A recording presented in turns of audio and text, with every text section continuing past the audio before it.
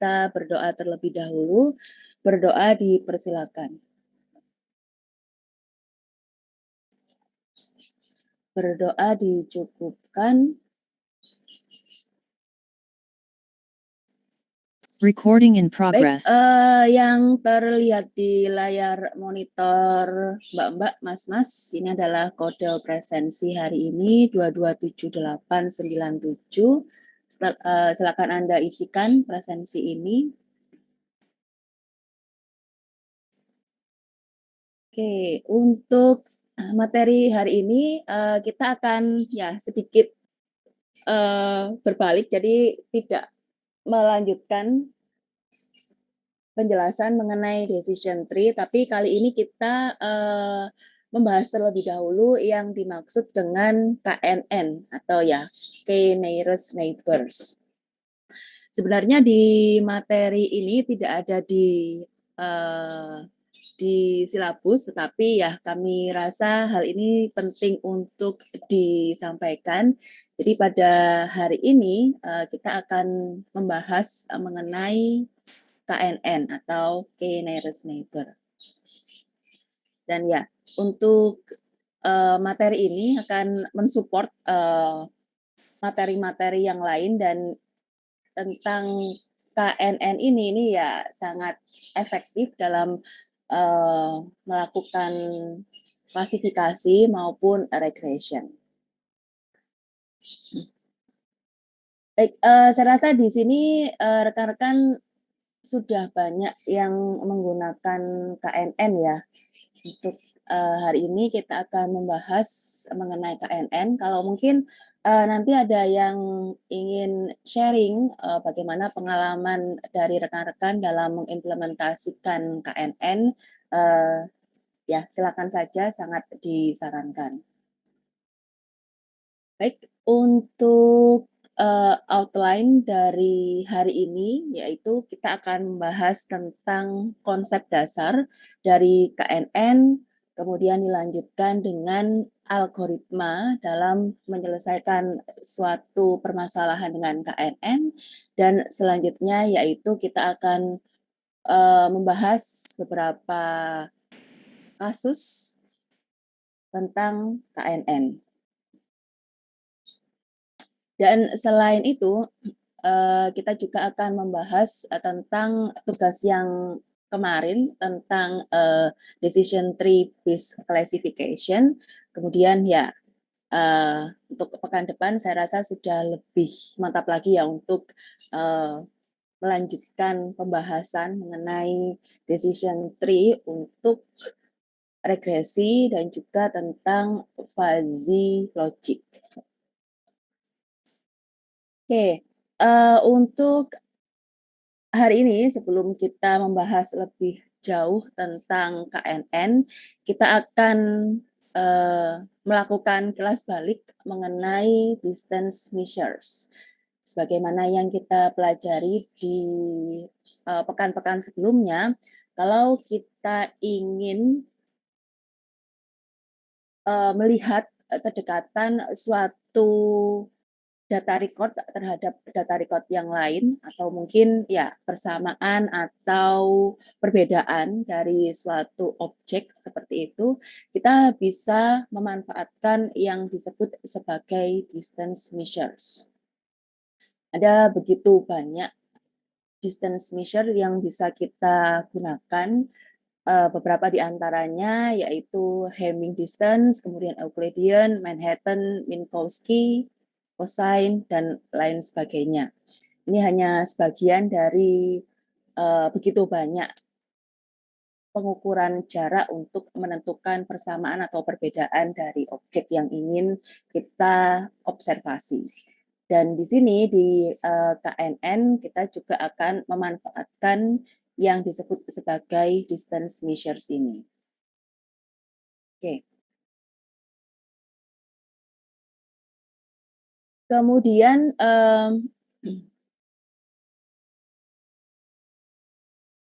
kita membahas terlebih dahulu yang dimaksud dengan nearest neighbors. Atau mungkin ada dari rekan-rekan di sini yang ingin menyampaikan maksud dari KNN ini seperti yang bagaimana?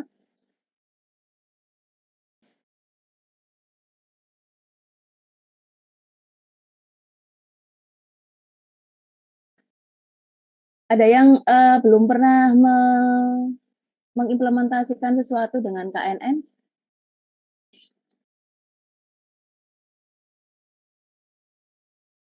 Oke, ya, nggak usah malu-malu ya. Baik, untuk KNN ini merupakan suatu algoritma machine learning di mana dia merupakan supervised. Jadi kalau supervised kita membutuhkan suatu label, beda dengan kalau di clustering. Di clustering itu unsupervised machine learning karena ya tanpa ada label. Tapi kalau di KNN, di sini data kita itu mempunyai label. Jadi dia disebut sebagai supervised machine learning. Nah, KNN ini bisa digunakan dalam klasifikasi, bisa juga digunakan dalam regresi. Jadi misalnya ya seperti yang kita bahas sebelumnya, klasifikasi, kita ingin menentukan kelas dari suatu uh, tes data yang ingin kita uji. Kemudian kalau regresi, kita ingin memprediksi nilai numerik dari suatu data uji. Dan ketika kita sudah menemukan tetangga yang paling dekat sejumlah K, maka yang kita lakukan ini bergantung dari tujuan kita. Apakah kita lakukan klasifikasi atau kita ingin melakukan regresi. Kalau klasifikasi ya berarti label yang akan kita berikan kepada data uji yakni berupa majority of class labels. Jadi yang paling banyak digunakan oleh neighbor terdekat sebanyak K itu yang akan digunakan sebagai label pada data uji kita. Sedangkan untuk regresi di sini yang kita gunakan adalah nilai rata-rata dari K nearest neighbor tersebut. Jadi diambil berapa tetangga yang paling dekat, sejumlah tetangga terdekat, dan kita gunakan nilai-nilai mereka untuk memberikan label pada data uji kita. Jadi ini adalah perbedaan mendasar dari klasifikasi dan juga regresi.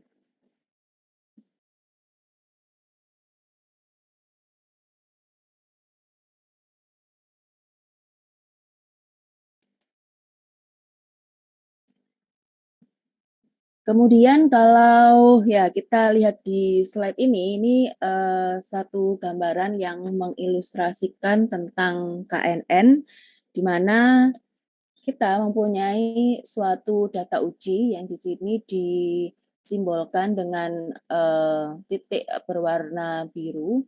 Sementara itu di dataset kita ada dua macam kelas, yaitu yang berlabel warna hijau dan juga yang berlabel warna merah. Nah, kita lihat di sini ketika kita set K sama dengan 1, ini berarti jumlah tetangga yang akan kita gunakan dalam menentukan label dari data uji kita sebanyak 1. Sementara itu ketika K sama dengan 3, maka yang diambil adalah data yang 3 data terdekat dari data uji kita. Kemudian kalau 5 juga seperti itu, yang diambil adalah 5 data terdekat dari data uji kita. Dan tentu saja di sini nilai K sangat mempengaruhi hasil yang kita dapatkan, sehingga ya ada suatu cara ya kita perlu untuk menentukan bagaimana mendapatkan nilai K yang paling optimal. Jadi ya sebaiknya tidak langsung mendefinisikan K, tetapi kita ingin agar nilai maka untuk KNN ini adalah nilai yang paling optimal. Kemudian secara formal kalau kita ingin mendefinisikan ya notasi dari KNN bisa dilakukan dengan hal berikut ini. Yang pertama ya tentu saja kita ingin melakukan klasifikasi, kemudian yang berikutnya untuk regresi. Ketika kita melakukan klasifikasi, di sini kita punya training, ya training algorithm, misalnya seperti itu, ini istilahnya seperti itu. Nah, di algoritma untuk melakukan training, di sini kita punya satu set dataset, di mana di dataset tersebut kita punya data record ya. Data record fiturnya dinotasikan dengan X, sementara itu untuk labelnya dinotasikan dengan Y kalau di contoh ini. Nah, X ini adalah fitur dari data tersebut, kemudian jumlah fiturnya yaitu sebanyak D dimensi.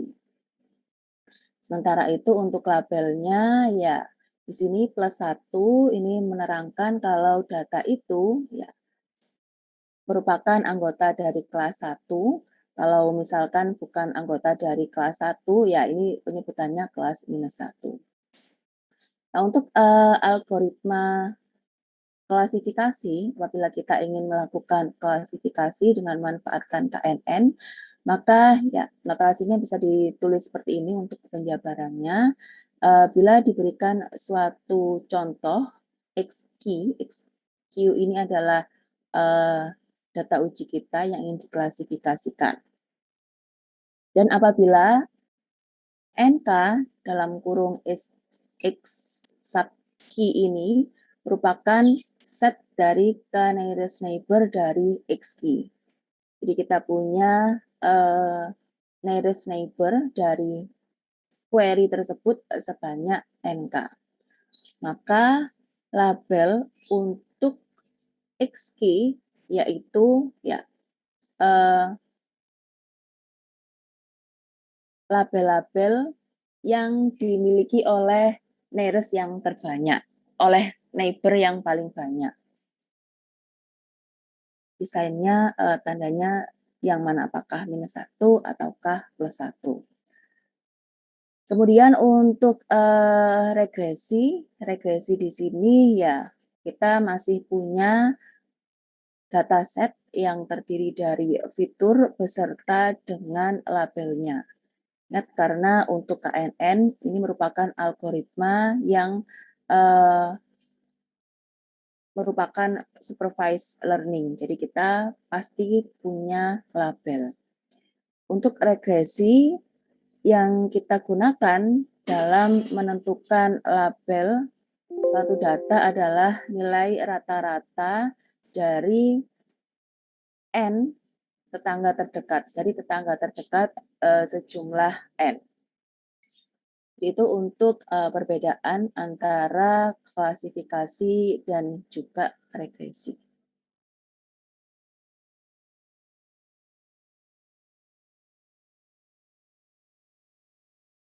Kalau digambarkan mengenai algoritma dari KNN, bisa kita lihat di slide ini.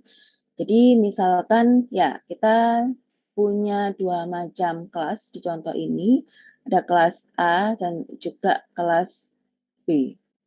Mana kelas A ini disimbolkan dengan bintang warna merah ini. Kemudian yang warna hijau ini adalah kelas B. Nah, data uji kita ini disimbolkan dengan persegi yang di mana tengah-tengahnya ada tanda tanya. Dan kita ingin mengklasifikasikan data uji ini apakah dia tergolong dalam kelas A ataukah dia tergolong dalam kelas B. Nah, untuk mengetahui jawaban dari pertanyaan ini, kita akan menghitung terlebih dahulu jarak distance dari titik uji tersebut, data uji tersebut terhadap setiap data di dataset kita, di data training kita. Hitung jaraknya, ya nanti akan berbeda untuk perhitungan jarak. Apakah data tersebut, ya fitur tersebut berupa kategorikal atau berupa data yang kontinu. Kemudian setelah dihitung jarak, kita menemukan, kita cari tetangga yang paling dekat sejumlah K. Untuk contoh di sini ini misalnya tetangga yang kita ambil yaitu 3 tetangga terdekat. Jadi kelas untuk data uji ini akan dipengaruhi oleh kelas atau label dari 3 tetangga terdekat. Nah, kalau kita lihat di gambar ini ya, yang diambil adalah 3 tetangga terdekat, di mana 2 tetangga mempunyai label hijau, sementara itu 1 tetangga mempunyai label merah. Dan menurut atau berdasarkan hasil ini, ya kalau kita lihat berarti data uji yang warna kuning ini akan berlabel kelas B, seperti itu. Ini KNN ya gampang sekali ya. Saya rasa pasti semua pernah mencoba algoritma KNN ini.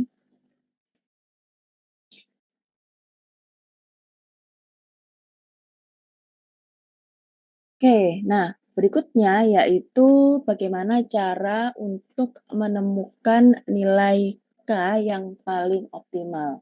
Sebagaimana yang disebutkan di slide sebelumnya, nilai K ini sangat berpengaruh terhadap hasil dari klasifikasi atau regresi kita.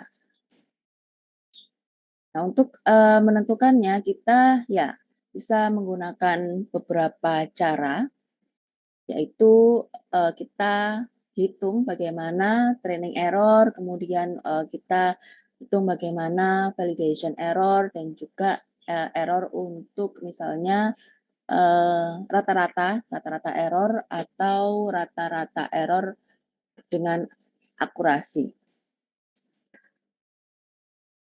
Di sini ketika kita ingin melakukan atau menemukan nilai K yang paling optimal, itu sejatinya tidak ada predefined statistical method. Jadi ya kita perlu untuk melakukan perhitungan-perhitungan tersebut. Ini untuk penjelasannya. Kita perlu ya sebaiknya kita perlu untuk membuat suatu plotting.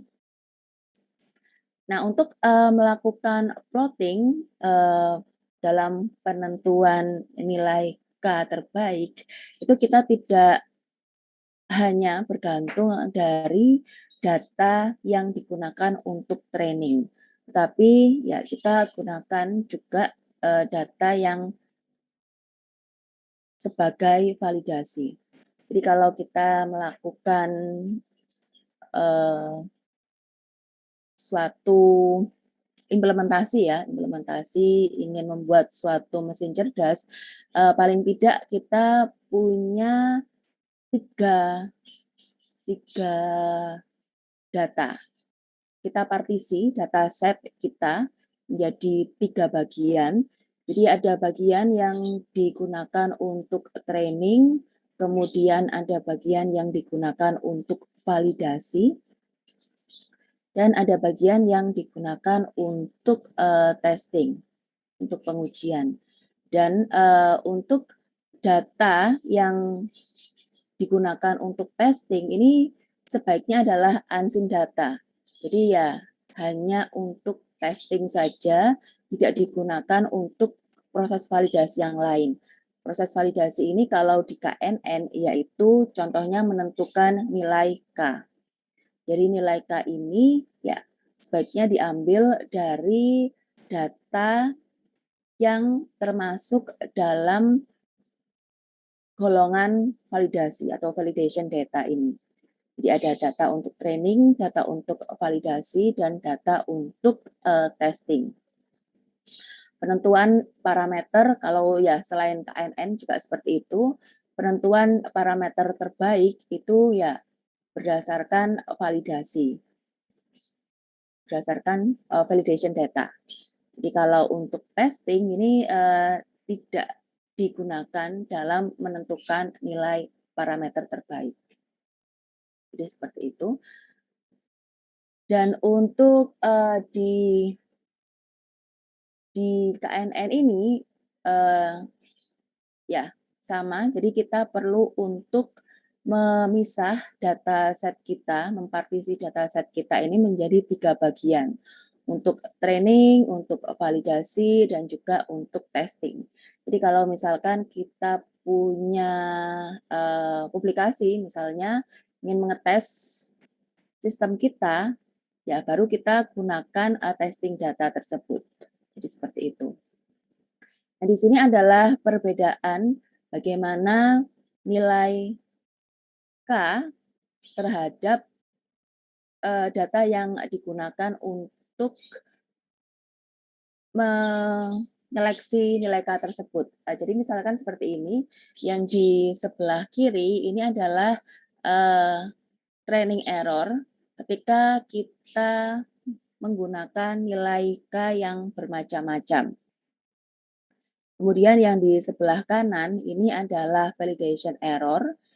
Jadi error yang didapatkan dari validation data untuk nilai K yang beragam. Nah, misalkan saja di sini kita punya training data, dan training data tersebut kita gunakan untuk menentukan nilai K yang paling optimal. Nah, di contoh ini nilai K yang paling kecil misalnya kita set K sama dengan 1. Dan ketika kita set nilai K sama dengan 1, kita mendapatkan nilai error yang sangat rendah di sini. Tapi ternyata ketika kita melakukan KNN untuk K sama dengan 1 di data validasi, ya bisa jadi error yang kita miliki tinggi sekali. Jadi ketika digunakan data training, errornya sangat rendah.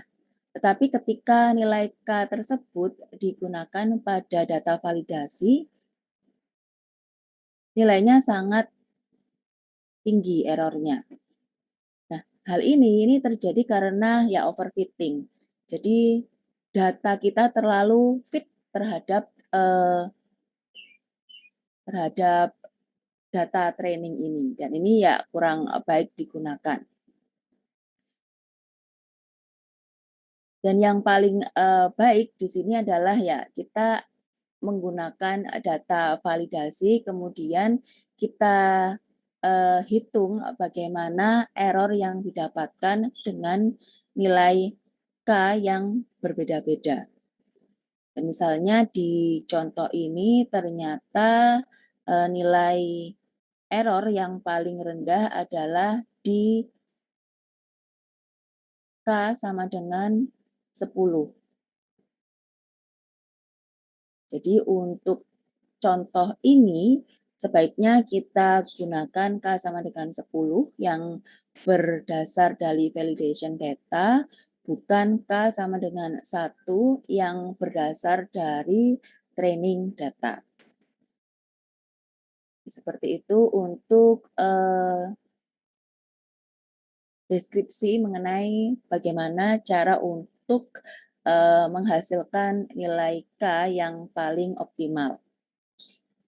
Nah, cara yang lain selain kita melakukan pengamatan terhadap validation error untuk menentukan nilai K, kita juga bisa melakukan perhitungan bagaimana error rate terhadap ya error rate dan juga akurasi rate. Ini maksudnya akurasi rate ya, ini akurasi rate salah ketik. Untuk yang pertama di sini ya kita plotkan nilai K ya dari 0 sampai seterusnya, kemudian di sini adalah error rate-nya. Kita hitung, kita observasi, dan yang paling rendah, nilai K yang menghasilkan error rate paling rendah itulah nilai K yang terbaik untuk KNN kita. Sementara itu tentu saja kalau kita menggunakan accuracy rate, ini adalah accuracy rate dan yang sebelah horizontal, sumbu horizontal ini adalah nilai K. Jadi kalau untuk accuracy rate ya kita gunakan yang paling tinggi. Dalam hal ini ya contohnya 37 seperti itu. Jadi dalam menentukan nilai K yang optimal itu tidak ada statistical method. Namun ada beberapa saran untuk menemukan nilai K yang paling optimal. Di sini kita juga bisa menggunakan akar dari jumlah data kita. Misalnya jumlah data kita adalah N, maka ya bisa kita gunakan nilai K sebanyak akar dari N, atau ya mendekati akar dari N ini. Seperti itu. Ada juga yang mengatakan bahwa nilai K itu akar dari N dibagi dengan 2. Ini seperti itu.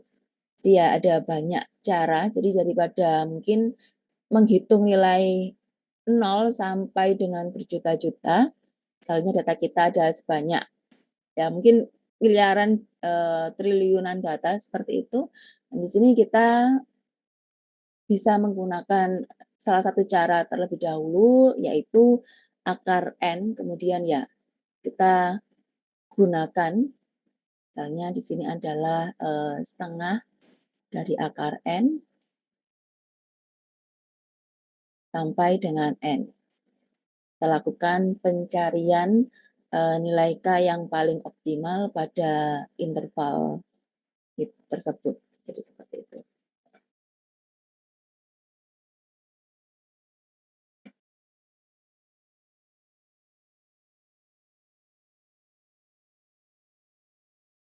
Baik, untuk selanjutnya ada beberapa ya kekurangan dan juga kelebihan dari KNN ini seperti yang disebut di slide ini. Jadi yang pertama yaitu KNN ini ya implementasinya cukup mudah. Jadi ya kita hanya perlu untuk melakukan ekstraksi data pada data set kita, ekstraksi fitur, kemudian kita lakukan perhitungan jarak, kemudian kita tentukan berapa tetangga terdekat yang akan digunakan untuk melabeli data uji kita. Nah, untuk menentukan K itulah yang ya agak tricky seperti itu. Kemudian berikutnya yaitu untuk kelebihan works well in practice. Ya, ini KNN termasuk dalam suatu metode yang masih banyak digunakan hingga saat ini. Kemudian untuk hal positif lainnya dari KNN yaitu dia tidak memerlukan, kita tidak perlu untuk membuat model, membuat asumsi ataupun melakukan tuning parameter. Yang kita perlukan hanyalah ya nilai K yang paling optimal. Selain itu, sisi positif dari penggunaan KNN ini yaitu dapat diperbesar, dapat di-extend secara mudah dengan contoh yang baru. Jadi misalkan di sini data kita bertambah, jadi ya akan mudah bila kita menggunakan KNN ini. Jadi tinggal ekstraksi fitur dari data yang baru tersebut, digabungkan dengan data yang lama, kemudian dihitung jaraknya, seperti itu, jarak terdekat. Siapa saja data yang memiliki jarak terdekat dengan data uji kita. Namun untuk KNN ini tentu saja dia juga punya beberapa kekurangan. Kekurangan yang pertama yaitu membutuhkan space penyimpanan yang besar. Karena kita perlu untuk menyimpan dataset yang digunakan untuk training ini secara keseluruhan. Karena ya kita tidak membangun model, jadi kita manfaatkan training data secara langsung untuk menentukan label dari data uji. Kalau yang seperti di decision tree contohnya, nah kita buat tree, jadi kita punya model tree yang digunakan untuk klasifikasi. Kita tidak perlu lagi menyimpan training data. Tapi kalau di KNN, kita perlu untuk menyimpan semua training data yang kita miliki. Selain itu, untuk KNN ini dia juga disebut slow, lambat, karena ya kita perlu untuk melakukan perhitungan pada setiap data uji dengan setiap data training, data latih. Jadi misalkan di sini kita punya n examples, kita punya data sejumlah n, dan setiap data tersebut memiliki fitur sebanyak D, maka kita perlu untuk melakukan perhitungan sebanyak n dikalikan D. Karena kita perlu untuk menghitung jarak di setiap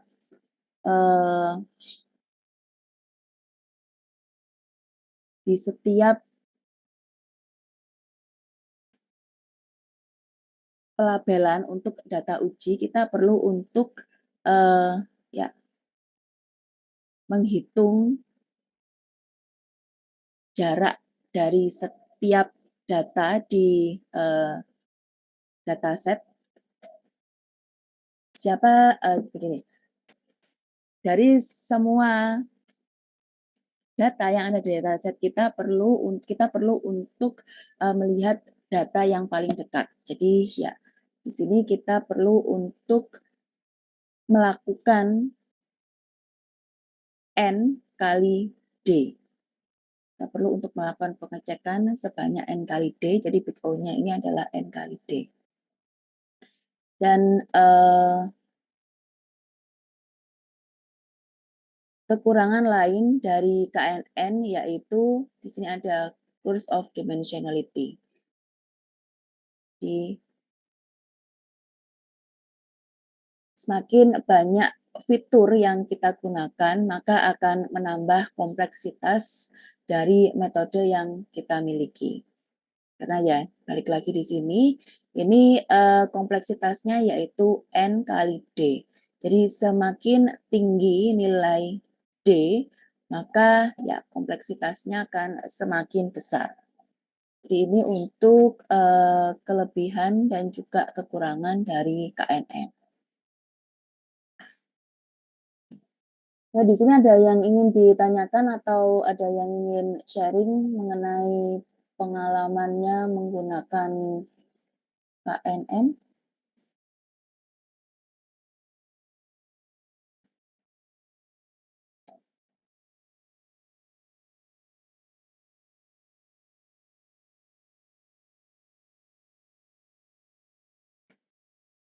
Oke, kalau tidak ada kita lanjut ya, pembahasan selanjutnya yaitu tentang studi kasus mengenai pelabelan data dengan memanfaatkan KNN. Silakan Mbak-Mbak, Mas-Mas lihat terlebih dahulu data ini. Saya rasa tidak asing ya dengan data ini, ada outlook, ada temperatur, humidity, windy, sama play. Apakah akan main tenis ataukah tidak. Jadi di contoh ini kita memiliki 4 macam fitur. Ada ya, ini fitur yang pertama, kedua, ketiga, dan keempat. Kita ingin memprediksi apakah seseorang akan bermain tenis bila outlook-nya adalah sunny, temperaturnya adalah hot, dan humidity-nya adalah normal, dan windy-nya sama dengan false. Kemudian di sini pertanyaan yang kedua, kita ingin menentukan apakah seseorang akan bermain tenis ataukah tidak bila outlook-nya sama dengan overcast. Kemudian temperaturnya ini tidak lagi berupa kategorikal, tetapi berupa data kontinu. Kemudian untuk berikutnya yaitu humidity-nya sama dengan normal dan windy-nya sama dengan true. Jadi berdasar pada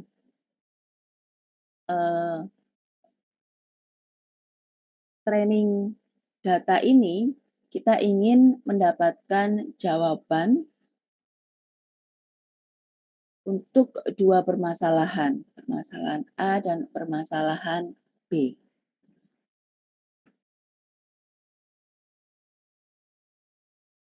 Oke, jadi dalam menentukan label di KNN, kita perlu mempertimbang atau melihat, bukan mempertimbangkan, tapi kita perlu untuk melihat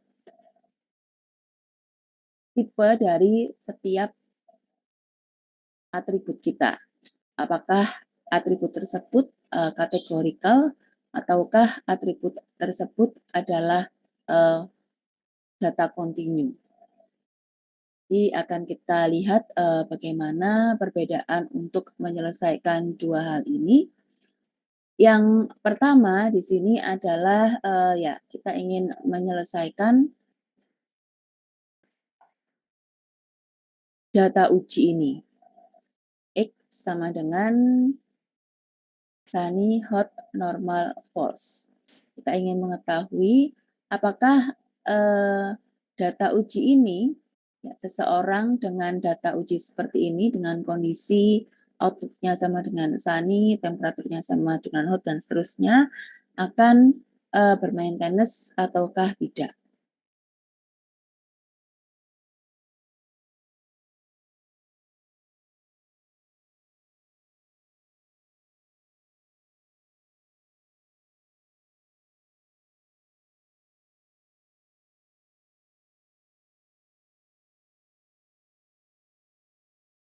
Oke, jadi kalau berdasarkan data uji ini ya, kita lihat kalau mereka mempunyai nominal atribut. Kalau berupa nominal atribut, maka distance yang kita gunakan yaitu Hamming distance. Jadi untuk menghitung jarak antara satu instance dengan instance yang lain, data record satu dengan yang lain, kita gunakan Hamming distance. Ada yang sudah lupa tentang Hamming distance? Juga tidak ya. Jadi kalau Hamming distance ini, ya kita balik dulu ke contoh ini. Jadi Hamming distance di sini digunakan nilai 1 atau 0. Seperti itu. Kemudian jarak misalnya dari data A dan B itu dilakukan dengan melihat nilai yang berbeda. Kalau di contoh ini, kita punya 6 macam atribut. 1, 2, 3, 4, 5, 6. Dan Hamming distance untuk dua data ini yaitu 2, karena ada 2 nilai yang berbeda. Seperti itu, dan distance ini, ya pengukuran jarak ini yang akan kita gunakan apabila data kita berupa categorical. Jadi seperti halnya di contoh ini categorical semua. Jadi kita gunakan saja Hamming distance untuk mengetahui kedekatan dari instance yang ada. Jadi perlu kita lihat satu persatu di sini. Yang pertama, di sini kita lihat dari atribut Outlook. Data uji kita di sini adalah Sunny.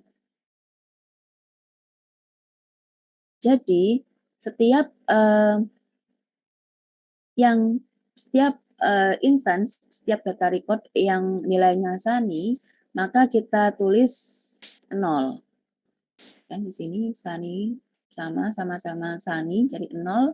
Kemudian Sunny sini berarti 0. Sementara itu data record yang ketiga overcast. Overcast kan bukan Sunny. Jadi di sini adalah 1. Kemudian Rainy ini kan juga bukan Sunny, jadi 1. Jadi kita akan memberikan nilai 0 apabila nilai dari atribut tersebut sama dengan nilai pada data uji.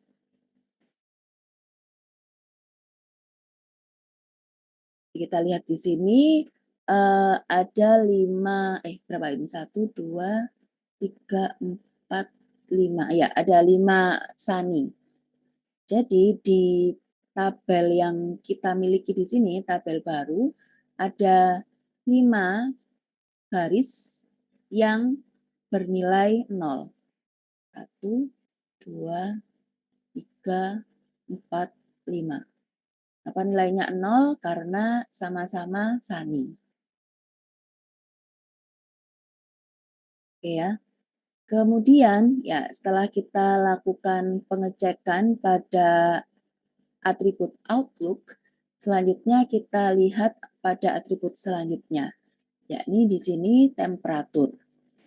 Untuk contoh kali ini, si temperatur masih berupa kategorikal. Jadi ya, kita gunakan lagi Hamming distance untuk menghitung jarak.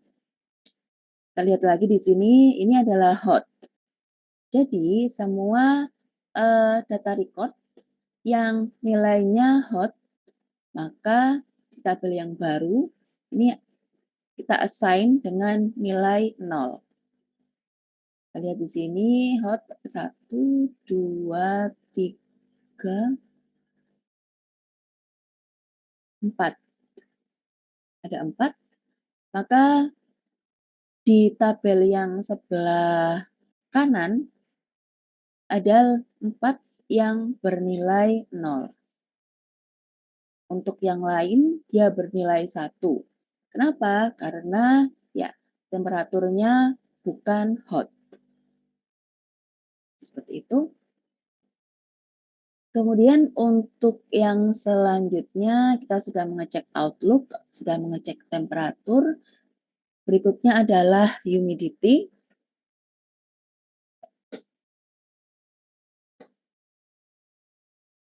Di data kita ya yang bernilai normal ada 1, 2, 3, 4, 5, 6, 7. Ada 7 yang humidity-nya sama dengan normal. Berarti demikian juga di sini kita punya nilai 0 sebanyak 7 karena humidity-nya sama dengan normal. Berikutnya sama yaitu false. False untuk windy. Di semua nilai windy yang 0, semua fitur windy yang nilainya false, maka di tabel ini kita assign dengan nilai 0.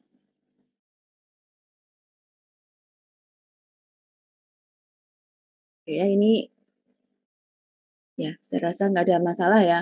Kemudian berikutnya ya langsung saja kita berikan labelnya dari yang ada di training data ini, kita masukkan ke tabel yang baru.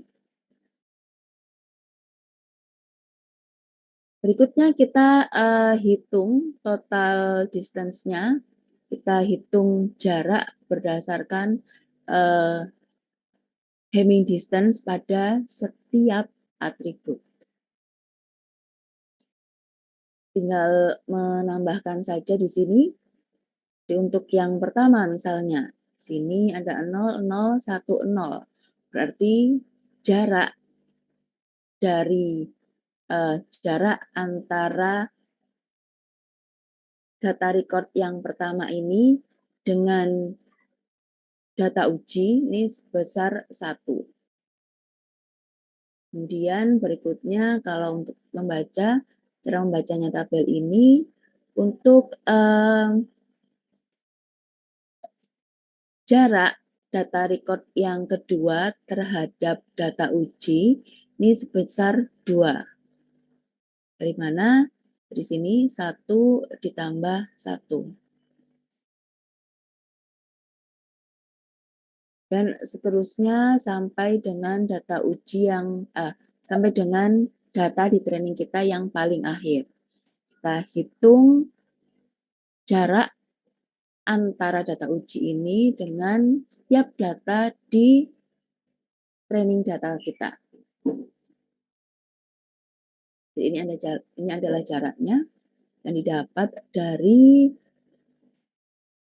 Hamming distance pada setiap fitur.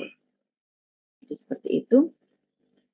Nah, berikutnya setelah kita hitung jaraknya, berikutnya adalah kita ya cari tetangga yang paling dekat berdasarkan nilai K yang kita set. Kalau di contoh ini, ya nilai K ini langsung saja kita tentukan K sama dengan 3. Dengan begini, ini berarti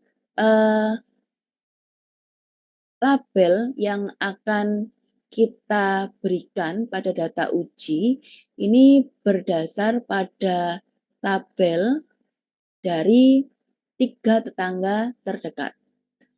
Seperti itu.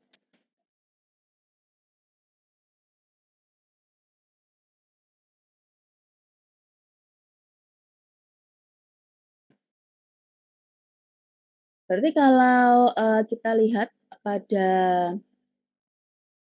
slide ini, menurut Mbak, Mas, mana yang paling dekat dengan data uji kita?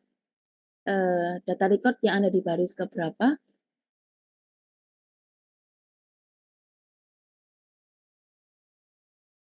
Oh, yang itu Bu, totalnya 1. Oke, baik. Dari Mbak Rosa yang totalnya 1. Baik, terima kasih jawabannya Mbak Rosa. Rekan-rekan yang lain apakah setuju dengan jawaban Mbak Rosa?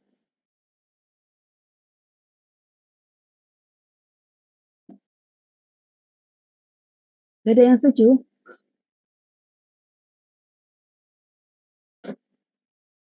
Gak ada yang setuju dengan jawaban Mbak Rosa atau semuanya setuju dengan jawaban Mbak Rosa?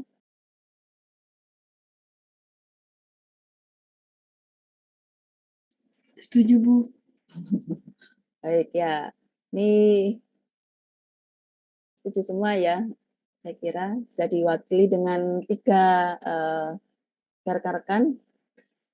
Jadi yang paling dekat di sini ya nilainya 1, jaraknya sama dengan 1. Jadi kita akan gunakan, kita manfaatkan label dari data yang distance-nya 1. Ada 3 di sini kebetulan, sini. Jadi yang label yang di-assign untuk data uji kita yaitu ini. Ada 1 data yang labelnya -1 dan ada 2 data yang labelnya +1. Berhubung di sini suara terbanyak +1, maka label untuk data uji kita ini yaitu play sama dengan +1. Karena itu, ya barangkali di sini ada kemungkinan draw gitu ya, -1 banyaknya yang -1 sama dengan banyaknya yang +1. Jadi untuk, menentukan nilai K dalam KNN ini sebaiknya K itu ganjil, jadi bukan genap, karena untuk, menghindari draw tadi itu atau ya banyaknya sama, seperti itu.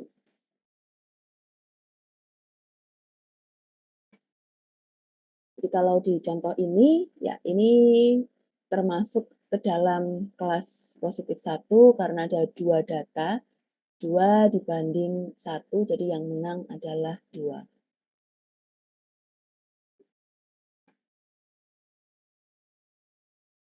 Berikutnya adalah contoh studi kasus bagaimana bila data uji kita di sini mempunyai data kontinu. Kalau yang tadi di studi kasus pertama, ya kita punya data yang berupa kategorikal semua. Tinggal dibandingkan dengan Hamming distance. Tapi kalau di sini kita punya data yang bertipe numerik. Caranya agak berbeda dengan ketika kita mempunyai atribut berupa nominal atau kategorikal ini. Kalau yang sebelumnya digunakan Hamming distance, di sini kita gunakan Euclidean distance untuk perhitungan jarak antara 2 instans. Kemudian, ya lagi-lagi di sini kita perlu untuk melakukan scaling dari atribut tersebut sehingga interval nilai dari atribut tersebut sebanyak 0 sampai dengan 1. Kenapa? Karena yang lain misalnya outlook, humidity, sama windy ini kan ya, ini ketiga ini jaraknya 0 kalau enggak 1 kan berdasarkan Hamming distance. Agar dalam melakukan perbandingan tersebut, dalam menentukan jarak, itu kita fair, kita tidak berat sebelah terhadap suatu atribut tertentu, jadi kita perlu untuk melakukan normalisasi. Sehingga interval nilai dari setiap atribut ini sama.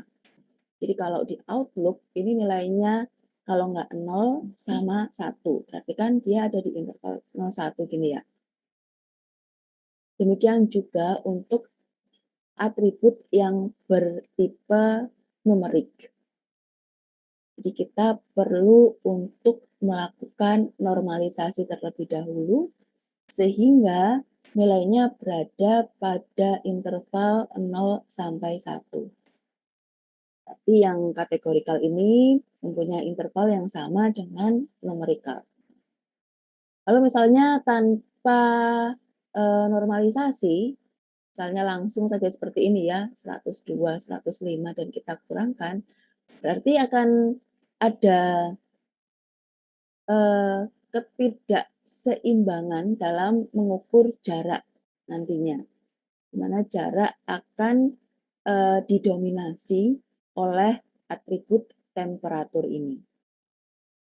Seperti itu, karena itu agar, fair dalam perhitungan jarak, kita perlu melakukan normalisasi. Nah, cara untuk menormalisasi di, KNN ini kita gunakan, eee, min-max. Min-max ini rumusnya X dikurangi X min bagi dengan X max dikurangi X min. Jadi X min ini adalah ya nilai yang paling kecil dari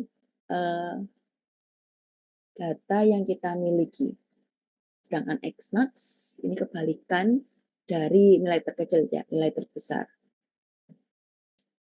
Di mana X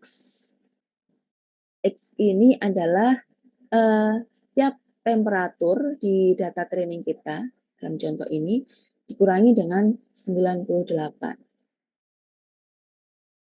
98 ini adalah data uji kita. Jadi seperti itu untuk perhitungan scaling-nya. Jadi nanti di setiap atribut intervalnya sama 0 sampai dengan 1. Oke ya, kita bahas dulu bagaimana cara untuk melakukan scaling terhadap atribut temperatur.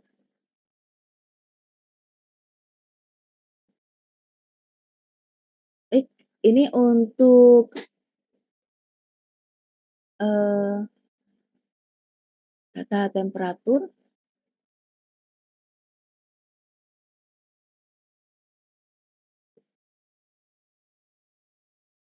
Ini ya, untuk penentuan nilai X tadi.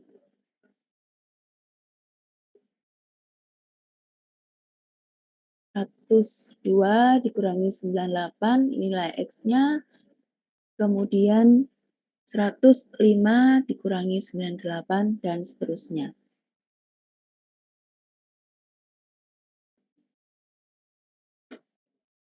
Ini nilai X. Kemudian bagaimana yang di rumusnya sebelumnya tadi, X dikurangi X min dibagi X max kurangi X min. Kita tentukan X min dari hasil di tabel ini. X min-nya kita lihat di sini, ini 2, nilai yang paling kecil.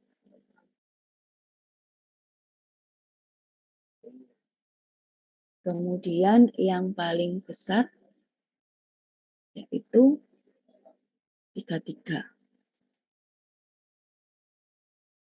Oke ya, kita akan manfaatkan nilai ini untuk melakukan scaling pada atribut temperatur. Seperti itu. Ya, ada pertanyaan untuk masalah scaling ini? Ada ya, so far so good. Baik, kalau kita sudah melakukan scaling terhadap data temperatur, ya berarti nilai yang baru ini berarti kita masukkan saja 4, kan berarti X dikurangi X min bagi X max kurangi X min. Itu ini untuk nilai yang baru.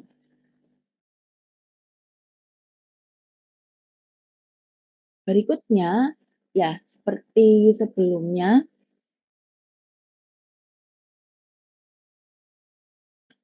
kita lakukan perhitungan jarak antara data uji kita terhadap setiap atribut di training data kita. Karena di sini adalah bertipe kategorikal. Jadi ya kita gunakan Hamming distance. Oke. Yang overcast lagi-lagi nilainya 0 karena jaraknya 0 ya. Sedangkan yang selain overcast di sini nilainya 1. Berikutnya setelah outlook kemudian ya atribut yang lain kita gunakan yang nilai yang baru berdasarkan scalingnya. Jadi kalau untuk nilai yang paling akhir di sini contohnya adalah X dikurangi X min dikurangi X max dikurangi X min. Tadi di sini nilai X-nya adalah nilai absolut dari 88 dikurangi 98. Nilai X-nya. Kemudian X min-nya tadi kan 2 ya. Ini untuk X min-nya. Berikutnya adalah X max. X min-nya sama 2. Jadi ini adalah jarak yang kita dapatkan dengan melakukan scaling pada training data. Jadi bisa kita lihat temperaturnya, intervalnya, nilai temperatur di sini mempunyai interval 0 sampai dengan 1. Dia akan sama dengan atribut-atribut lain seperti outlook, humidity, dan windy yang bertipe kategorikal. Jadi seperti itu. Berikutnya yaitu cek humidity karena kategorikal ya kita gunakan Hamming distance yang nilainya normal maka di sini 0. Kalau yang tidak normal berarti 1. Seperti itu. Kemudian yang lain lanjut lagi windy. Kalau misalkan ada atribut lain yang bertipe numerical berarti ya sama seperti ketika kita menghandle atribut temperatur, kita perlu melakukan scaling. Selanjutnya kita sudah hitung ya jarak setiap data di data training terhadap data uji. Berikutnya kita hitung total distance-nya.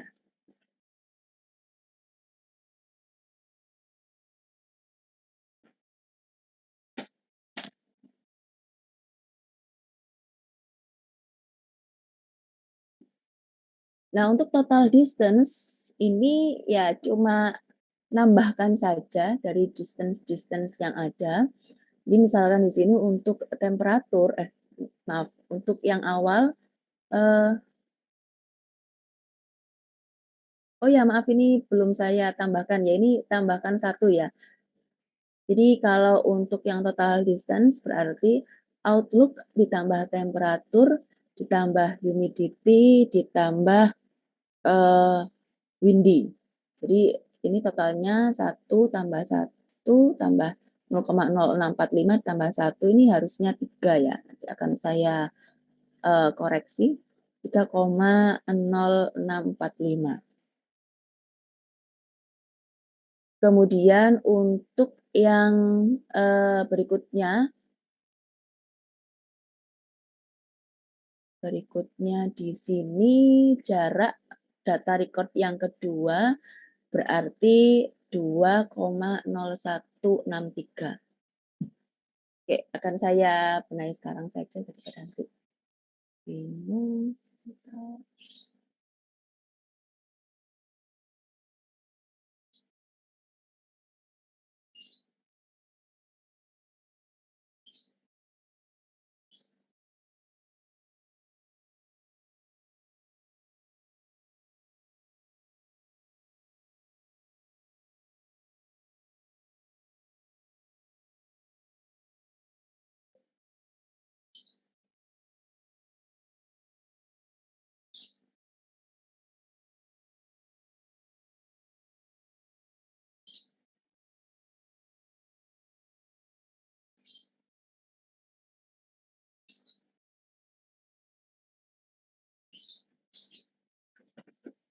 Baik, kita benahi bareng-bareng. Kalau untuk yang pertama ini berapa jaraknya?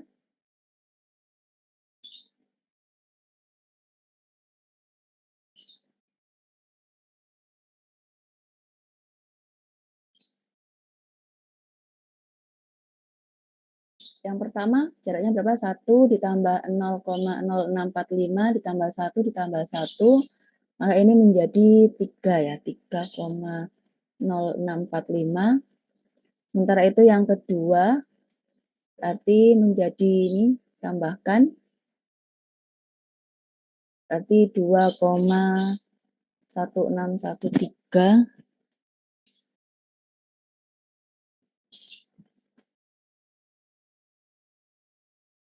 Berikutnya ini benar 2,0323. Berikutnya ini adalah 3.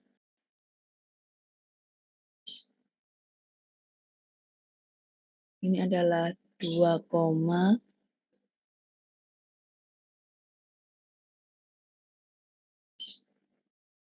berikutnya 1. Ini 1 ya, 1 ditambah 0 ditambah 0 ditambah 0, maka jarak totalnya adalah 1. Kemudian berikutnya di sini ini adalah 3,0645.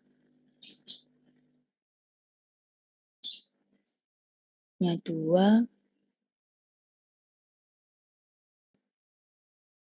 2, di sini 1.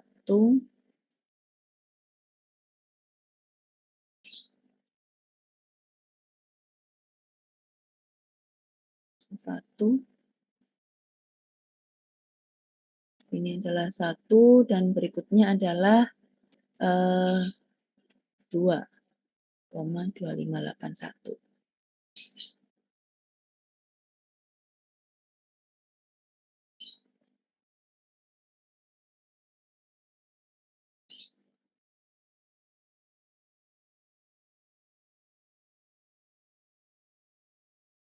Oke, nah berhubung sini nilainya sudah diketahui untuk perhitungan jarak secara keseluruhan, maka ya kalau kita ambil K sama dengan 3, maka ya kita lihat saja mana yang paling dekat.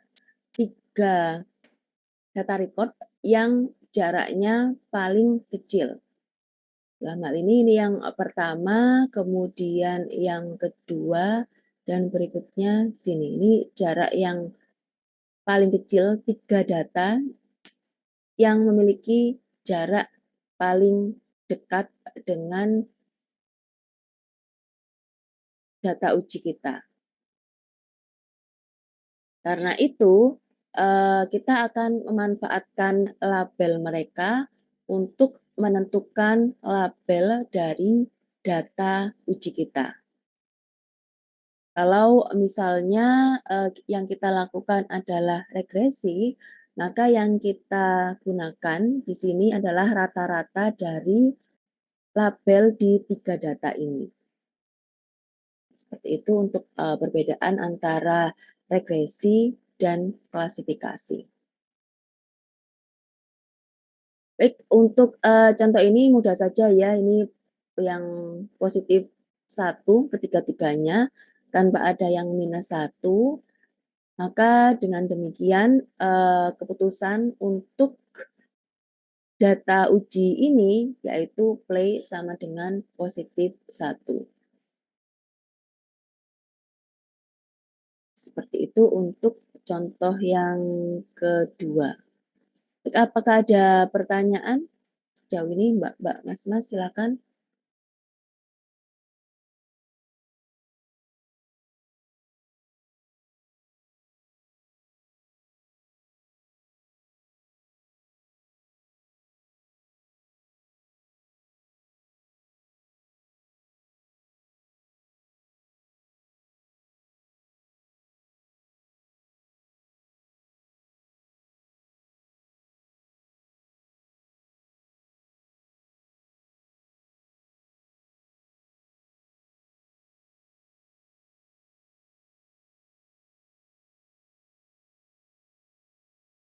Oh ya baik, di sini ada pertanyaan apakah penentuan nilai X saat normalisasi data rumusnya selalu dikurangi dengan data uji?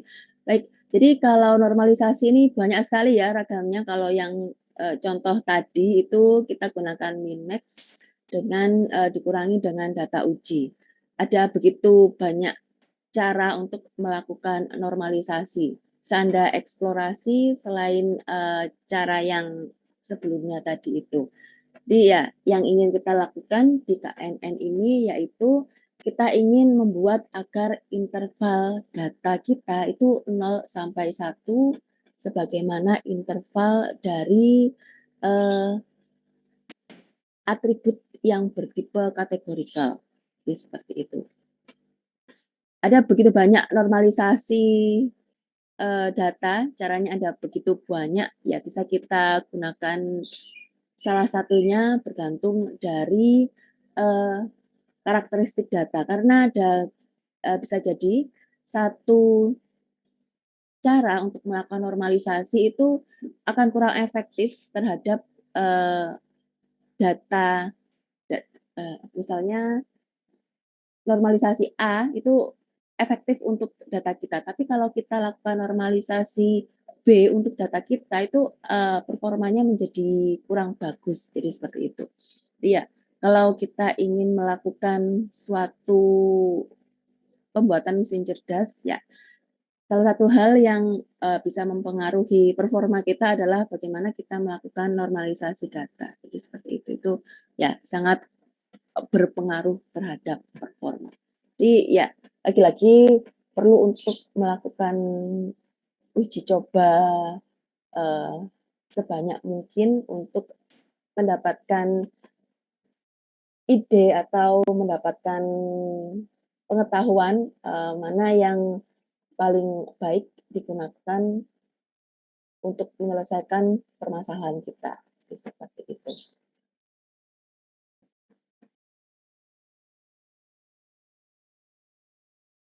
Baik, terima kasih. Ada lagi yang lain?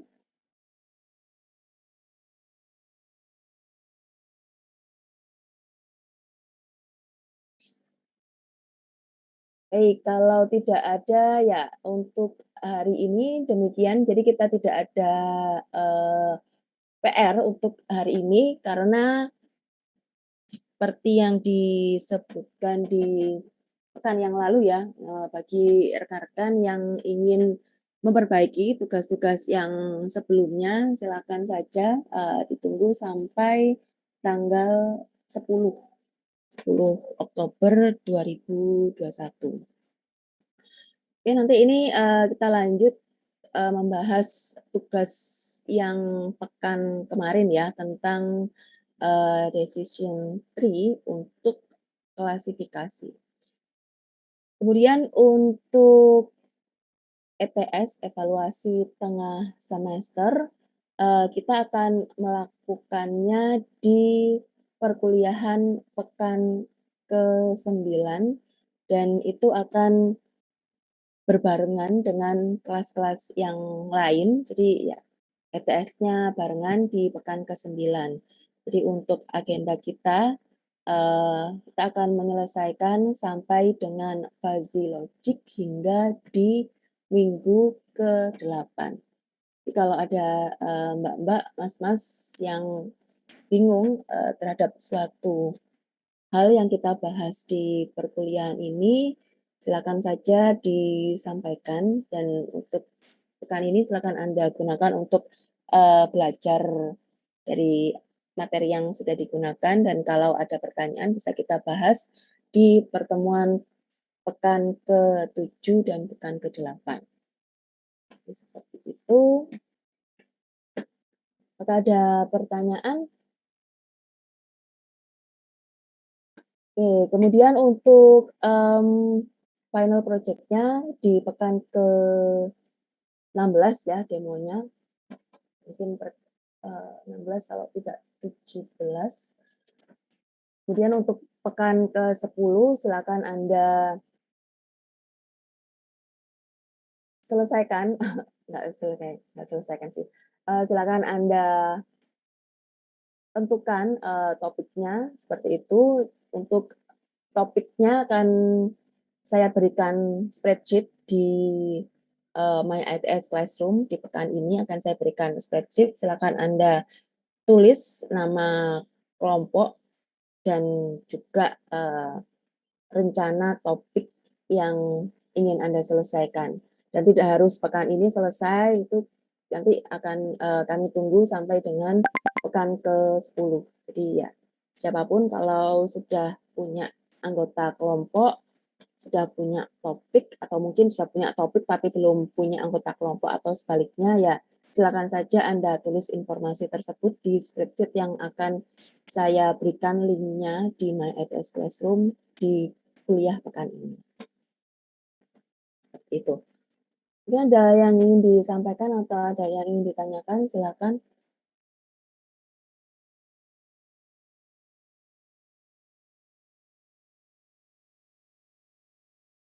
Kalau tidak ada, kita lanjut ke agenda berikutnya, yaitu tentang tugas yang kemarin ya, pekan lalu, yaitu tentang decision tree based classification. Mungkin dari sini sebelum ditunjuk, ada yang ingin menjadi volunteer, menyampaikan apa yang sudah dikerjakan?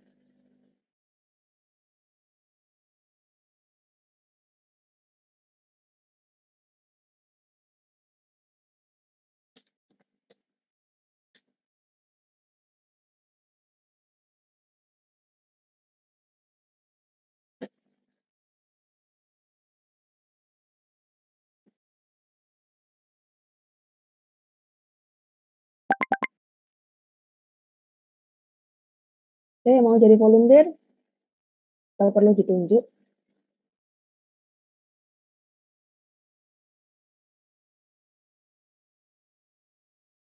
Oke, saya tunjuk ya. Oh ya, ini ada 33 yang mengumpulkan, kurang 4 ya, kurang 4 mahasiswa.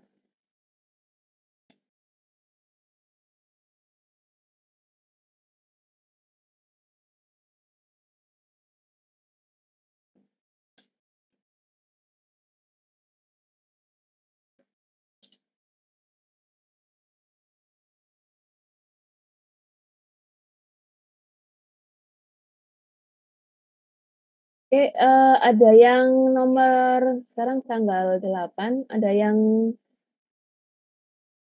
punya NRP belakangnya 8?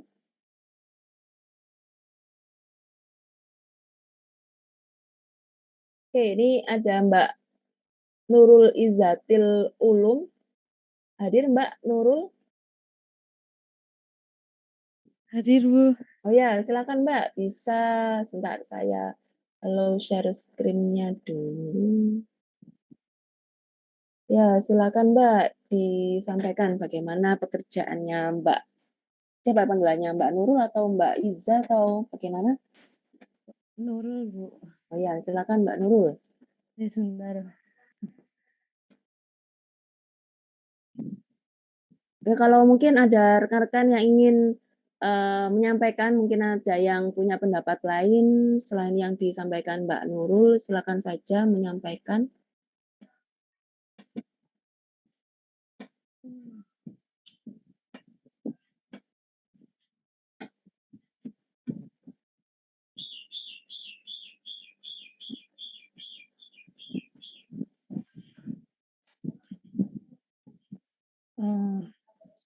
Sebentar.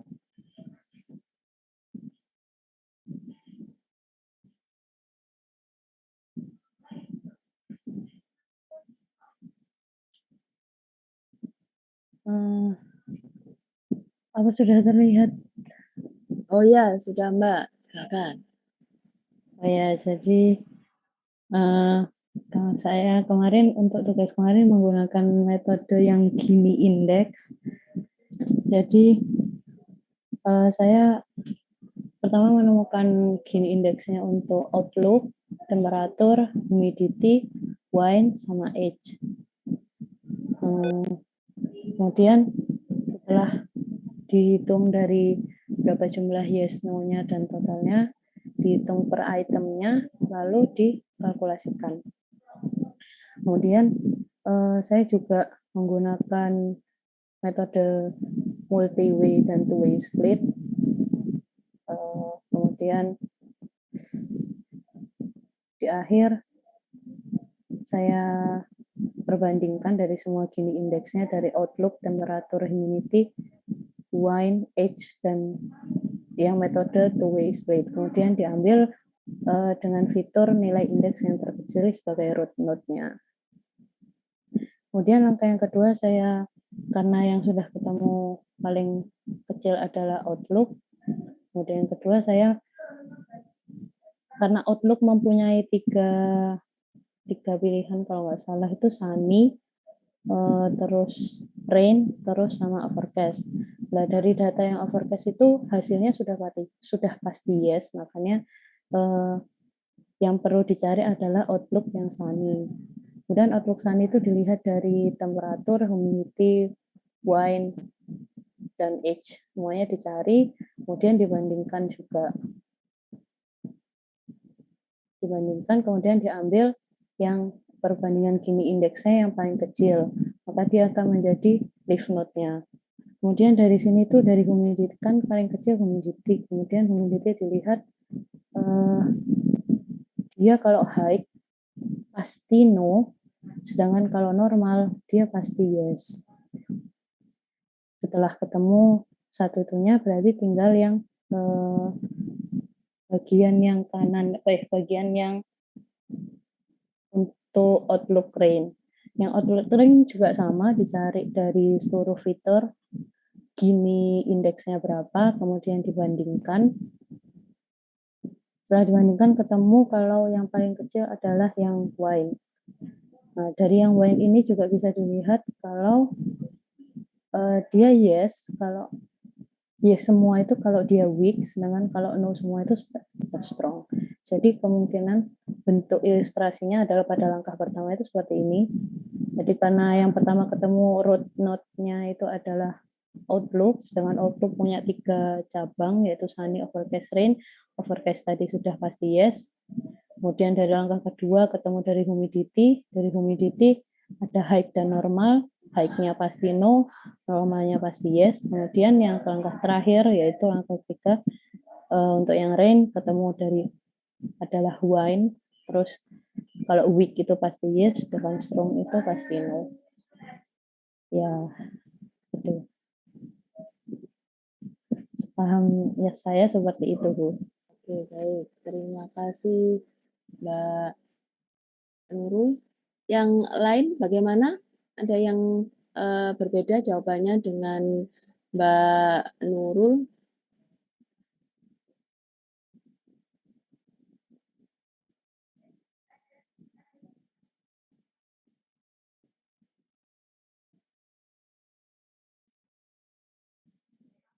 Oke, Mbak Nurul mau nunjuk siapa, Mbak, untuk yang presentasi tugas selanjutnya? Apa ya, Oh, Bu? ini. Ya, Ini silakan. Ya. yaitu Jadi Mas, Stefanus Albert ini, Bu. Oke, baik. Terima kasih. Ya, terima kasih Mbak Nurul. Kita beranjak ke Mas Stefan dulu ya. Silakan Mas Stefan. Yuk, izin share screen, Bu. Iya, silakan Mas. Apakah sudah kelihatan, Bu? Masih has started. Sebentar. Nah, ya sudah Mas. Nah, jadi ini saya buatnya pakai binary split semua. Jadi dari data yang diperoleh di classroom itu, saya buat binary split di mana di data tersebut dibagi 3 di overlooknya, di mana ini ada overcast, kemudian sunny, rain, kemudian ada sunny, overcast dan rain, lalu overcast dan sunny. Di mana masing-masing Gini-nya itu diperoleh paling kecil di bagian overcast, sunny, rain. Kemudian dilakukan hal yang sama kepada atribut yang lainnya. Karena temperatur memiliki 3 kategori juga, maka akan dibagi menjadi 3 tabel. Kemudian dicari Gini masing-masing. Karena Gini-nya di sini masih lebih besar dari Gini di overlook, maka ini tidak diambil. Lanjut ke humidity, kemudian ke wind. Diperoleh juga hasilnya masih lebih besar daripada overcast dan sunny rain. Kemudian dilanjutkan ke age, di mana ini merupakan continuous. Maaf, agak kecil. Jadi di sini akan dibuat pembagian dari, karena umurnya adalah rentang 15 sampai 60, akan dibagi setengah-setengahnya dari 10, 17, 22, 27, 32, 37 sampai 65. Kemudian diperoleh Gini paling kecil itu di 3,57. Ini dimana nilainya sama dengan overlook pada overcast kemudian sunny rain ini. Karena sama maka dipilih satu saja, yaitu dalam hal ini saya mengambil outlook, di mana tree-nya akan terlihat seperti ini. Outlook akan terdapat overcast yang hasilnya adalah yes, karena pada overcast ini dia sudah pasti yes, sedangkan no-nya tidak ada. Kemudian di sunny rain dia akan dilakukan split lagi. Dilakukan hal yang sama seperti yang tadi, karena outlook-nya sudah digunakan maka harusnya ini tidak digunakan lagi, tapi saya tidak membuatnya. Lakukan hal yang sama, tetapi pada bagian ini, bagian overlook-nya tidak dimasukkan ke tabel lagi. Jadi total datanya ada 14 dikurang 4, ada 10. Kemudian dicari Gini-nya lagi, diperoleh paling kecil itu pada humidity. Bentar. Paling kecil itu berada pada humidity 0,32, sedangkan pada age ini karena continuous maka ada banyak data. Diperoleh paling kecil itu di age lebih kecil dari lebih kecil sama dengan 45 dan lebih besar dari 45, yaitu 0,286. Kemudian diperoleh tree seperti ini, di mana pada lebih besar dari 45 dia akan selalu yes. Sedangkan pada lebih kecil dari 45 akan dilakukan split lagi karena ada yang yes dan no. Lalu pada tahap ketiganya, bagian edge dan overlock-nya bisa dihilangkan dari tabel. Kemudian tabel yang baru ini akan record yang edge lebih besar dari 45 akan dihilangkan dari tabel lama sehingga diperoleh tabel baru sebagai berikut. Kemudian lakukan perhitungan lagi, diperoleh note paling dengan Gini paling kecil itu berada pada temperatur cool dan mild hot, serta pada humidity dengan Gini yang sama yaitu 0,190. Tetapi dipilih satu saja. Dalam hal ini saya memilihnya temperatur, dimana jika dia mild dan hot tidak ada yang yes, sehingga langsung dibuat no pada sebelah kiri dan sebelah kanan akan dilakukan split lagi. Kemudian pada tahap terakhir ini, karena data yang dimiliki tinggal 3 dan dimana humidity-nya tinggal satu kategori yaitu normal, maka ini tidak akan digunakan. Lanjutkan ke wind, di mana terdapat weak dan strong, di mana weak ini akan selalu yes dan strongnya adalah no, sehingga diperoleh dari akhir sebagai berikut. Oke, baik, terima kasih Mas.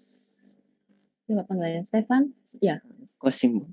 Oh, maaf. Ya, terima kasih Mas Kosim. Ya, sangat detail sekali ya punyanya Mas Kosim. Ya, kalau untuk yang presentasi pertama tadi Mbak Nurul, age-nya apakah juga diidentifikasi seperti Mas Kosim ini, Mbak? Iya Bu, diidentifikasi tapi cuma waktu root-nya Bu. Jadi waktu root itu dihitung sama persis hasilnya 42 tadi. 0,357 kalau nggak salah. Terus habis itu untuk setelahnya waktu mencari yang di lift itu age-nya langsung dari age, kan tadi udah ke identifikasi yang umur yang 42 itu. Jadi terus waktu yang lift itu age-nya untuk kurang dari 42 itu ada berapa yes no-nya, kemudian yang untuk lebih dari 42 itu ada berapa yes no-nya. Kayak saya begitu. Oke, baik. Kalau sebentar. Ini, Mas Kosim yang pertama juga tadi itu ya, Mas, ya, diidentifikasi semuanya ya, yang Gini terkecil antara Outlook, Edge, Wine, sama semuanya, gitu juga ya? Iya, Bu. Oke, baik. Oke.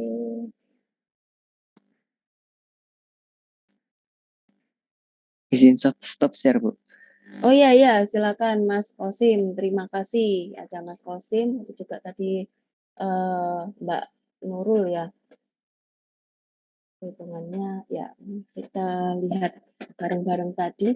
Ini ada lagi yang berbeda dari rekan-rekan di sini. Selain versi Mbak Nurul, Mas Kosim tadi, mungkin ada yang disampaikan untuk kedua rekan kita tadi.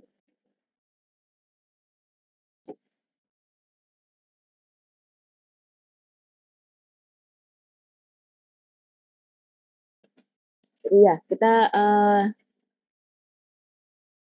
sini tadi membuat decision tree, jadi dari satu dataset ya bisa punya beragam decision tree. Kalau contoh tadi pakai Gini index, kalau yang lain pakai entropi, adakah yang pakai entropi?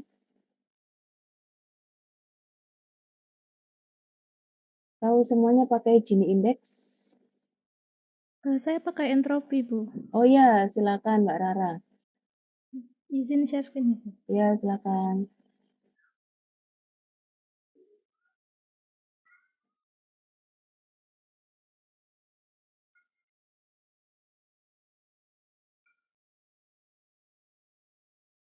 Apa sudah terlihat ya, Bu? Ya, sudah Mbak, silakan. Iya, jadi mungkin hampir sama kayak teman-teman yang sebelumnya. Mungkin saya bedanya cuma pakai entropi dan information gain saja untuk perhitungannya. Nah, ini untuk yang pertama itu saya pakai multiway langsung. Jadi untuk Outlook itu pakai multiway terus dihitung entropinya. Kemudian dihitung information gain-nya untuk setiap fitur. Dan ini didapat yang terbesar itu pada fitur Outlook, kemudian decision tree-nya jadi seperti ini. Karena pada Outlook itu yang jika nilainya uppercase, play-nya itu pasti yes. Kemudian dihitung lagi untuk cabang yang Sunny sama Rin. Dihitung dulu entropi source-nya dari Sunny itu didapat 0,9709, terus dihitung entropi untuk fitur-fitur yang lain ada temperatur, humidity, wind, sama age. Age-nya ini tadi kan sebelumnya itu sudah dihitung. Kalau di sini perhitungan yang pertama itu entropi yang terkecil dan information gain yang terbesar itu ada di split yang 43 di antara 43 ini. Jadi nggak saya tulis lagi, langsung pakai ini yang 43 ini. Kemudian dari perhitungan itu entropi yang paling kecil dan information gain yang terbesar itu didapat humidity. Terus karena yang humidity itu jika nilainya high, play-nya itu bernilai no. Kemudian kalau humidity-nya normal, maka play-nya bernilai yes. Jadi decision tree-nya menjadi seperti ini gambarnya. Kemudian dilanjutkan perhitungan untuk yang cabang yang Rin. Source entropinya juga sama 0,9709. Terus dihitung untuk masing-masing fiturnya yang lain, temperatur, humidity, wind, sama age. Itu didapat information gain yang terbesar itu pada fitur wind.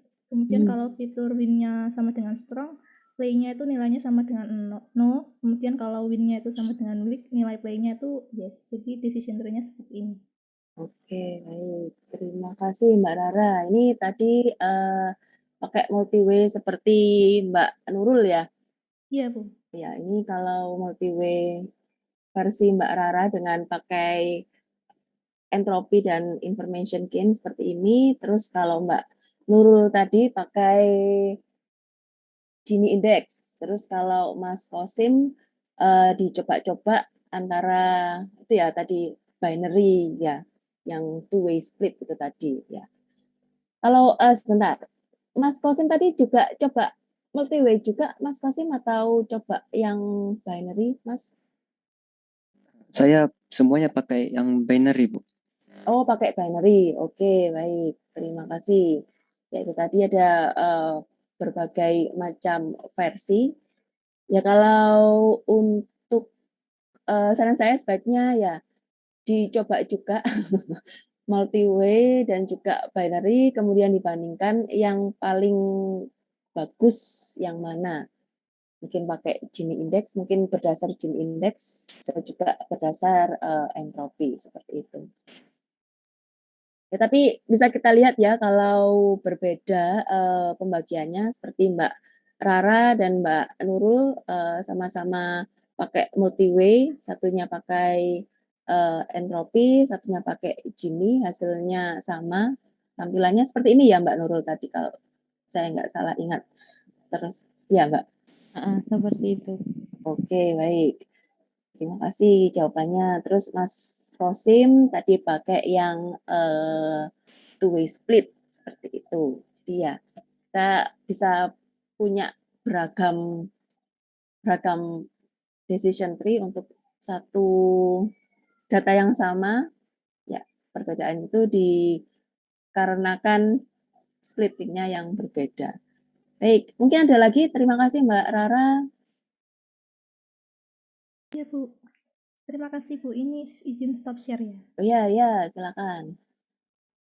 Kalau yang lain bagaimana selain yang disampaikan oleh Mbak Nurul, Mas Kosim sama Mbak Rara, ada mungkin yang lain? Silakan. Mungkin saya, Bu. Oh ya, silakan Mas Aksel. Oh ya, izin share screen ya, Bu. Ya, silakan.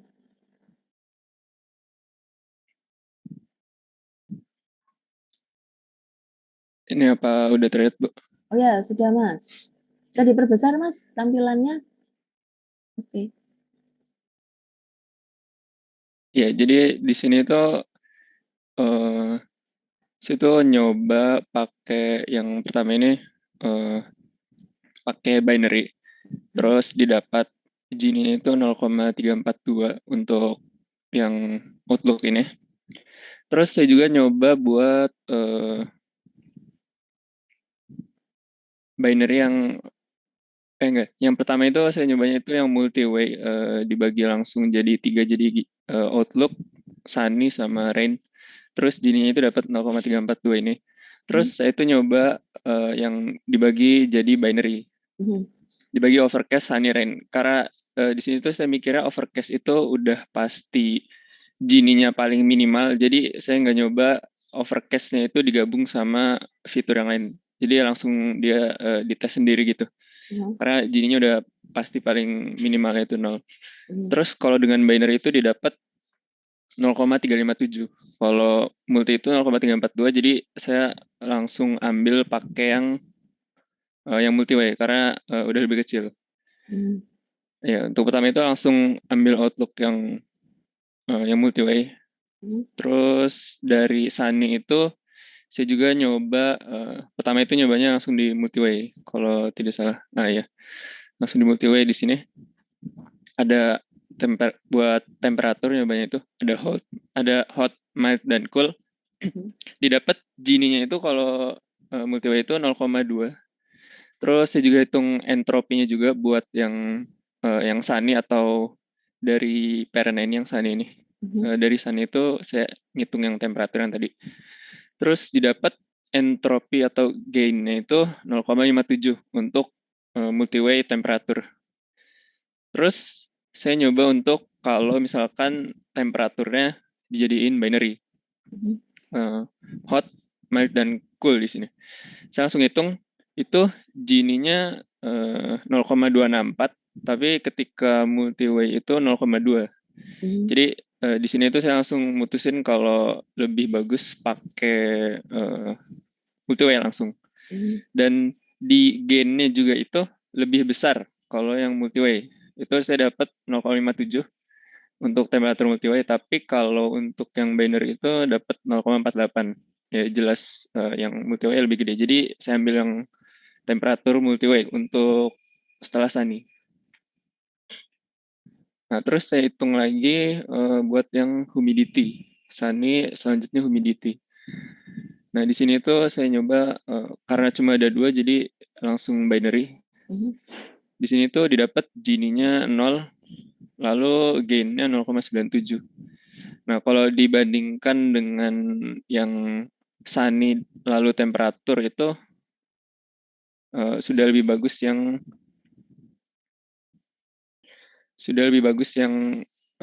Sunny lalu humidity, karena yang humidity ini Gini-nya 0, lalu gain-nya itu sangat mendekati 1. Jadi setelah Sunny itu buat sekarang pilihan terbaiknya itu humidity. Lalu saya nyoba lagi untuk yang fitur terakhir setelah Sunny, yaitu wind. Di sini untuk wind itu didapat Gini-nya itu 0,46 karena udah kalah dari yang humidity yang Gini-nya 0. Jadi buat setelah Sunny saya langsung ngambil humidity. Jadi nah ini dari Gini sudah terlihat langsung Sunny humidity. Lalu buat sementara decision tree-nya itu seperti ini. Kemudian melakukan perhitungan buat yang rain. Dari yang di rain ini kalau melihat polanya itu saya sebenarnya nggak nyoba langsung semua ya tiap fitur buat yang setelah rain ini, karena kalau udah ada win yang kelihatan jelas ini, dia langsung Gini-nya itu langsung 0. Jadi saya langsung ambil win buat setelah rain. Dan entropinya juga sangat besar. Lalu langsung ditarik kesimpulan kayak gini. Sama decision tree-nya sama seperti beberapa teman yang sebelumnya tadi itu.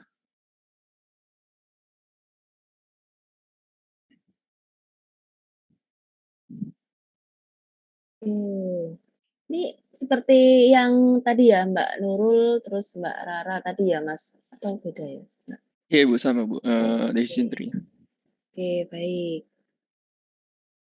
Baik, terima kasih. Mungkin ada lagi yang sependapat dengan Mas Axel atau yang tidak sependapat dengan Mas Axel? Izin stop share ya Bu. Oh ya, silakan Mas. Terima kasih sekali. Ya, kalau Mas Kosim tadi langsung itu ya Mas ya, binary ya Mas ya. Ini kalau yang lain ada yang langsung multi-way, terus Mas Axel dicek satu persatu.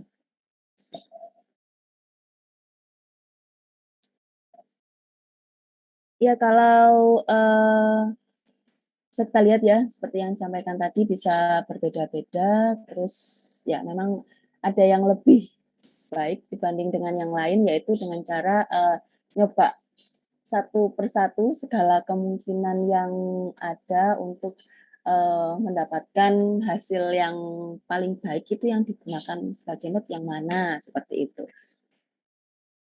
Jadi ya, kalau ya memang dalam membuat decision tree bisa banyak macamnya, tapi ya ada yang tadi seperti versinya Mas Kosim, terus versi Mbak Rara dengan entropi, Mbak Nurul dengan Gini index, terus Mas Axel dengan ya coba segala yang kemungkinan yang ada. Jadi ya kalau saran saya ya kita coba segala kemungkinan yang ada, terus bisa kita dapatkan atribut mana yang sebaiknya digunakan terlebih dahulu untuk menjadi node di tree kita. Jadi seperti itu. Kalau decision tree semua yang disampaikan Mas Kosim dan Mas Axel dan Mbak Rara dan Mbak Nurul itu ya benar semua, bisa dengan cara-cara seperti itu, tapi ya ada satu yang lebih efektif, yaitu dengan membandingkan semua kemungkinan yang ada dan mengambil yang terbaik. Gitu. Mungkin ada lagi yang ingin disampaikan atau mungkin ada yang mau presentasi lainnya, silakan. Atau mungkin ada yang sampai ngoding pakai decision tree.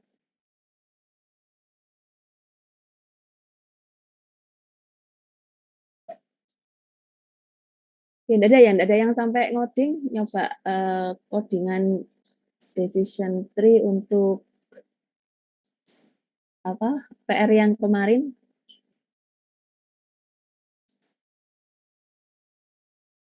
Oke, baik. Kalau mungkin tidak ada, berarti yang disampaikan oleh Mbak Nurul, Mbak Rara, Mas Kosim, dan Mas Axel sudah mewakili yang dikerjakan Mbak-Mbak, Mas-Mas ya.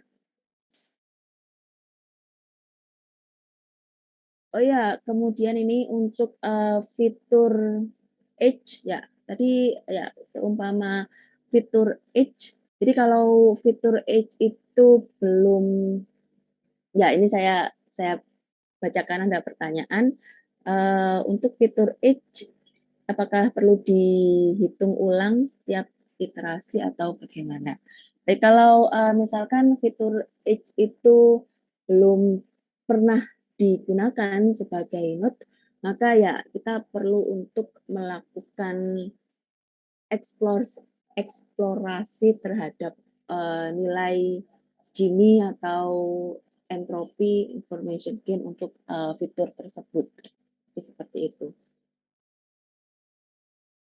Kalau misalkan ada fitur yang sudah digunakan sebagai node, maka ya kita tidak perlu lagi mempertimbangkan fitur tersebut lagi untuk iterasi yang selanjutnya. Tapi kalau belum, ya kita perlu untuk mempertimbangkan semua atribut untuk menjadi node di iterasi selanjutnya. Jadi seperti itu. Atau mungkin ada versi yang lain?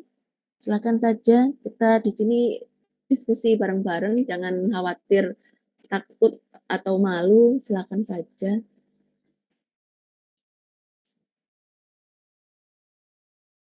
Izin bertanya, Bu. Oh ya, silakan Mas Nur.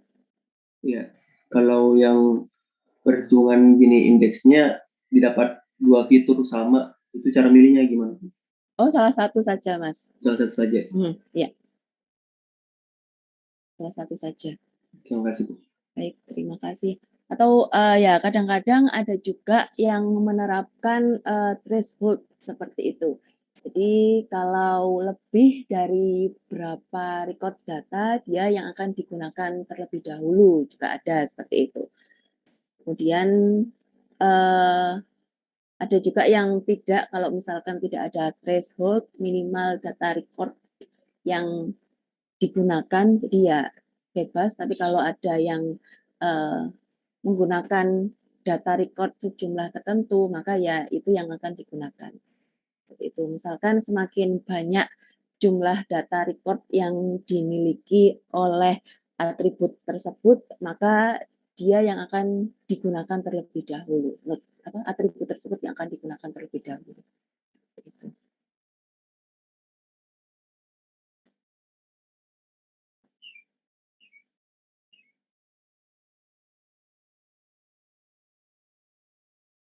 Baik, mungkin ada lagi atau bagaimana? Silakan.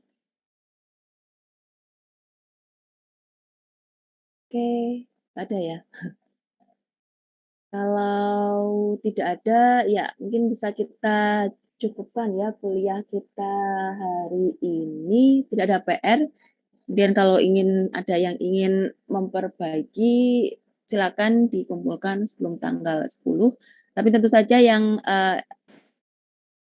mengerjakan atau benar versi remedi dengan benar langsung benar saat pengumpulan pertama akan berbeda untuk nilai maksimalnya. Tapi setidaknya ya akan lebih baik dibandingkan dengan yang tanpa remedi seperti itu. Kalau ada yang ingin ditanyakan, ya silakan saja. Jadi ada waktu mungkin setengah jam ini untuk Anda diskusi bareng teman-teman untuk membuat kelompok di final project dan juga menentukan topik yang akan digunakan untuk final project. Silakan. Setelah ini, ya sebelum pukul 10 akan saya share spreadsheet di My ITS Classroom. Kalau Anda sudah mendapat kelompok dan juga mendapat topik, silakan saja Anda tulis. Tapi kalau belum, ya akan kami tunggu sampai dengan perkuliahan pekan ke-10. Seperti itu, Mbak Mas. Baik, ada yang ingin disampaikan? Bu, maaf Bu, saya masih bingung yang di fitur edge tadi Bu. Oh ya, silakan Mbak Rosa. Jadi saya bingung yang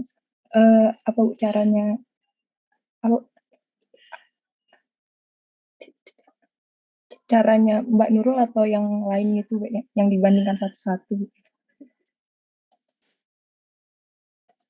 Oh, oke. Yang tadi sebentar saya yang Mbak Nurul itu ya, ini Mbak Nurul vaksin ya, ini Mbak Nurul. Oh itu kalau yang punyanya Nurul itu sama dengan saya, mungkin saya bisa share. Oh iya, silakan Mbak. Nah, ini udah terlihat ya, share. Ya, silakan. Ya, terlihat Mbak. Jadi waktu milih root note itu kan Bu, dicek satu-satu gitu kan Bu, dapatnya yang ini Bu 42. Terus untuk yang nentuin leaf note-nya itu cuma ngecek yang tadi itu Bu 42 atau dibandingkan satu-satu lagi Bu, setiap rentang umur yang didata. Dibandingkan lagi Mbak dari data yang masih tersisa gitu Mbak. Baik Bu, terima kasih banyak Bu. Saya bingungnya di situ. Oh iya. Saya stop share Bu. Iya Mbak, baik, terima kasih. Baik Bu, terima kasih. Baik.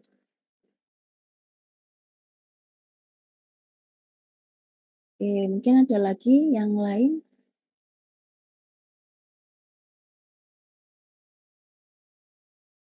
Jadi kalau ya kita sudah punya note, terus kita ingin menentukan note mana yang akan digunakan lagi, itu datanya yang kita gunakan adalah yang tersisa. Jadi apa ya, kalau di slide namanya remaining data seperti itu. Jadi yang tersisa yang sampai di note itu yang akan dilakukan evaluasi lagi. Jadi kalau ada suatu data yang sudah ikut note sebelumnya, jadi yang dievaluasi untuk note berikutnya itu yang tersisa saja seperti itu.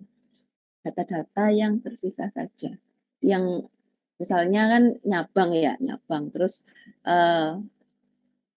sebagian data ada yang ikut cabang kiri dan kita ingin menentukan note baru untuk cabang kanan. Jadi yang akan kita pertimbangkan untuk iterasi berikutnya adalah yang ikut cabang kanan saja. Jadi yang sudah ikut cabang kiri ya sudah, dia tidak dihiraukan lagi seperti itu.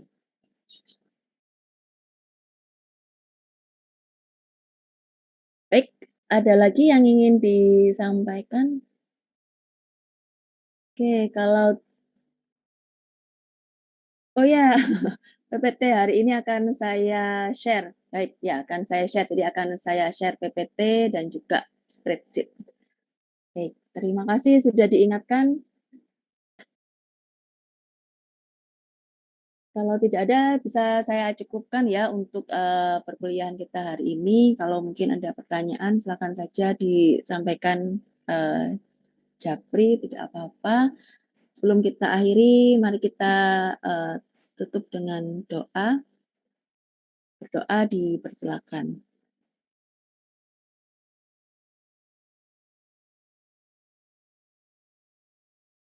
Berdoa dicukupkan. Terima kasih Mbak-mbak, Mas-mas, tetap semangat. Assalamualaikum warahmatullahi wabarakatuh.